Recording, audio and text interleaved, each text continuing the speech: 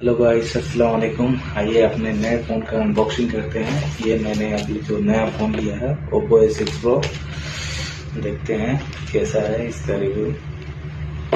और हमारे सेट में एक नया है इसका किट टूल, ये मेरा फ़ोन। और ये हमारा न्यू जनरेशन का फ़ोन है AI Oppo A6 Pro, colour और राइजिंग रेड। और टेस्ट प्रोसेसर भी मीडियाटेक डायमेंसिटी का है, वाटर प्रूफिंग है।